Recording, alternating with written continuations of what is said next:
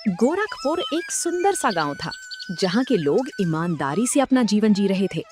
उसी गांव में दो भाई रहते थे, बड़ा भाई राघव और छोटा भाई सुरेश। दोनों भाई गांव के चौराहे पर एक छोटी सी चिकन करी चावल की दुकान चलाते थे। राघव बहुत चतुर और लालची था, जबकि सुरेश बेहद ईमानदार और सीधा साधा था। एक दिन राघव ने दुकान पर बैठते ही बंटवारे की बात छेड़ दी। सुरेश, आज मैं एक जरूरी बात करने आया हूँ। अब हम दोनों बड़े हो गए हैं, कब तक एक साथ मिलकर काम करेंगे? क्यों ना हम इस दुकान का बंटवारा कर लें? भैया, आप ये क्या कह रहे हैं? माता पिता के जाने के बाद हमारे पास बस ये एक ही दुकान तो है। अगर हम इसे भी बांट लेंगे तो हमारा गुजारा कैसे होगा?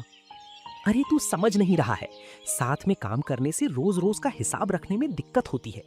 अलग अलग काम करेंगे तो अपनी अपनी किस्मत चमकेगी। मैंने सब सोच लिया है। अगर आपकी यही इच्छा है भैया, तो ठीक है। बताइए, आप दुकान का बंटवारा कैसे करना चाहते हैं? देख सुरेश, दुकान का जो आगे का हिस्सा है, जहां सारे ग्राहक आकर बैठते हैं और पैसे देते हैं, वो हिस्सा मेरा होगा। और जो पीछे का हिस्सा है, जहां चूल्हा जलता है, मसाला पीसना होता है और बर्तन धोने होते हैं, वो हिस्सा तेरा होगा। लेकिन भैया, पीछे के हिस्से में तो सिर्फ मेहनत है और गर्मी है। गल्ला तो आगे रहता है, जहां आप बैठेंगे। अब तू बड़े भाई की बात काटेगा? मैंने जो कहा वही होगा। दुकान के आगे का मालिक मैं और पीछे का मालिक तू। ठीक है भैया, आप बड़े हैं, जैसा आपने कहा मुझे मंजूर है। और सुन, दुकान का नाम चिकन करी चावल वाला ही रहेगा, लेकिन शाम को जो भी कमाई होगी उसका हिसाब आगे के हिस्से से होगा। यानी सारा पैसा मेरे पास आएगा। तुझे मैं तेरी मेहनत के बदले रोज का राशन दे दिया करूंगा। भैया, राशन से तो सिर्फ पेट भरेगा, पर अगर मुझे कभी कोई जरूरत पड़ी तो? जरूरत पड़ने पर तेरा बड़ा भाई बैठा है ना यहाँ। तू बस चुपचाप अपना काम कर और कल से पीछे का हिस्सा संभाल। सुरेश अपने भाई की चालाकी को समझ नहीं पाया और उसने चुपचाप इस नाइंसाफी को स्वीकार कर लिया।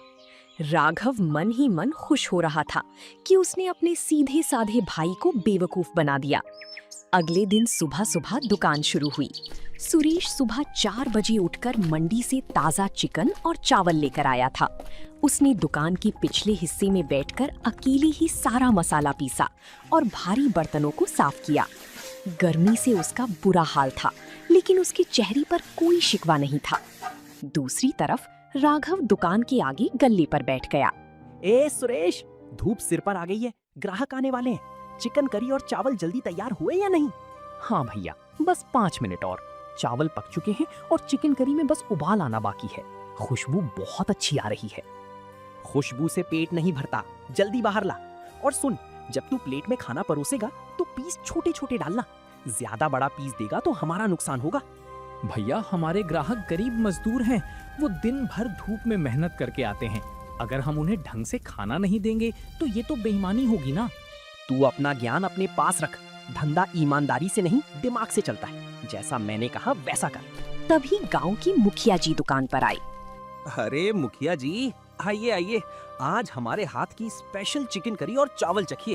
राघव, खुशबू तो बहुत बढ़िया आ रही है। चलो एक प्लेट लगाओ, देखते हैं तुम्हारे हाथ का स्वाद बदला है या वही पुराना है। सुरेश, मुखिया जी के लिए एक वीआईपी प्लेट लगा। चावल एकदम खिले खिले होने चाहिए। सुरेश ने बड़ी प्यार से प्लेट सजाई और अपने भाई राघव को दे दी। राघव ने वो प्लेट मुखिया जी के सामने रखी। मुखिया जी ने जैसे ही पहला निवाला मुंह में डाला, उनके चेहरे पर मुस्कान आ गई। वाह राघव, मजा आ गया। ऐसा स्वाद तो शहर के बड़े होटलों में भी नहीं मिलता। मसाले एकदम सही बैठे हैं। सब आपकी कृपा है मुखिया जी। मैं खुद सुबह जल्दी उठकर मसालों की देखरेख करता हूँ। मेरी मेहनत सफल हो गई। सुरेश ने पीछे से अपने भाई की ये बात सुनी। उसे बहुत दुख हुआ कि मेहनत उसने की, पर तारीफ राघव बटोर रहा था। लेकिन सुरेश ने कुछ नहीं कहा और चुपचाप अपने काम में लगा रहा। समय बीतता गया और दुकान पर ग्राहकों की भीड़ बढ़ने लगी। सुरेश दिन रात मेहनत करता, पसीना बहाता और स्वादिष्ट चिकन करी चावल बनाता था। लेकिन राघव की चालाकी और लालच भी दिन ब दिन बढ़ता जा रहा था। वो पैसों के लालच में अब खाने की क्वालिटी से समझौता करने लगा था। सुरेश, ओ सुरेश, जरा इधर आ तो। हाँ भैया, क्या बात है? दोपहर के ग्राहकों के लिए चावल चढ़ाया है मैंने। आज से तू ये मसाले का इस्तेमाल करेगा। वो जो तू असली खड़े मसाले पीसता है ना, उसमें खर्चा ज्यादा आता है। लेकिन भैया, ये मसाला तो बहुत घटिया क्वालिटी का है। इससे चिकन करी का स्वाद बिगड़ जाएगा और लोगों का पेट भी खराब हो सकता है। हमारे पास सब भरोसे से आते हैं। तू ज्यादा डॉक्टर मत बन, चुपचाप इस मसाले को डाल। और हाँ, आज से चिकन की मात्रा भी थोड़ी कम कर दे। करी में पानी ज्यादा बढ़ा देना, ग्राहकों को क्या ही पता चलेगा। भैया, ये तो सरासर धोखा है। कमाई में बरकत तभी होती है जब हम ईमानदारी से काम करें। तो अपनी ये पुरानी बातें बंद कर, मुझे ज्यादा मुनाफा चाहिए। अगर तुझे मेरे साथ काम करना है ना, तो जैसा मैं कहता हूँ वैसा ही करना पड़े, समझे?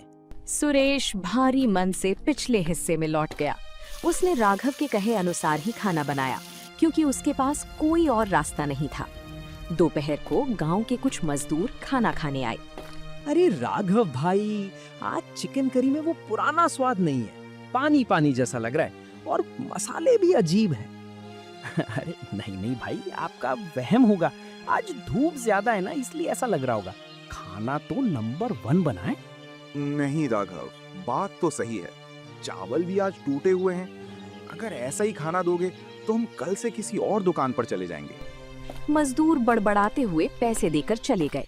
राघव ने उन पैसों को गल्ले में डाला और सुरेश पर गुस्सा उतारने लगा कि उसने खाना जानबूझकर खराब बनाया है, जबकि गलती खुद राघव की लालच की थी। राघव की बेईमानी का असर जल्द ही दुकान पर दिखने लगा। धीरे धीरे पुराने ग्राहक दुकान पर आना बंद हो गए। दुकान का नाम खराब होने लगा था। एक दिन राघव ने सारा गुस्सा सुरेश पर निकाल दिया और उसे दुकान से ही निकाल देने का फैसला कर लिया। सुरेश, तेरी वजह से आज दुकान पर एक भी ग्राहक नहीं आया। तू जानबूझकर खाना खराब बना रहा है ताकि मेरा धंधा चौपट हो जाए। भैया, मैंने तो हमेशा पूरी ईमानदारी से काम किया। स्वाद तो आपके सस्ते मसालों और पानी मिलाने की वजह से बदला है। मैंने तो आपको पहले ही रोका था। अब तू मुझ पर उंगली उठाएगा? बहुत एहसान मान लिया तेरा। आज से मुझे तेरी कोई जरूरत नहीं है। इस दुकान से अपना बोरिया बिस्तर समेट और यहाँ से निकल जा। भैया, ऐसा मत कहिए। मैं कहाँ जाऊंगा? इस दुकान के अलावा मेरा इस दुनिया में है ही कौन? मुझे इससे कोई मतलब नहीं है। ये आगे का हिस्सा मेरा था और अब ये पूरी दुकान मेरी है। तू यहाँ से दफा हो जा।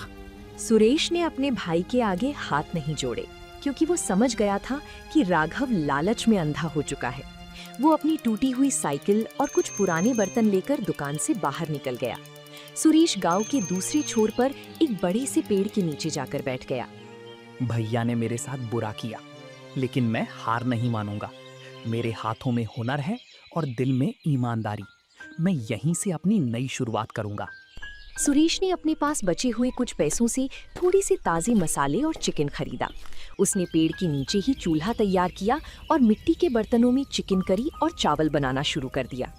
पहले दिन सुरेश ने बहुत कम खाना बनाया था, क्योंकि उसे डर था कि कहीं कोई ग्राहक ही ना आए। तभी गांव के डाकिया मदन लाल जी वहां से गुजर रहे थे। मिट्टी के बर्तन में पक रहे चिकन और खड़ी मसालों की खुशबू सीधे उनके नाक तक पहुंची। उन्होंने अपनी साइकिल रोक दी। अरे सुरेश, तुम यहाँ पेड़ के नीचे क्या कर रहे हो?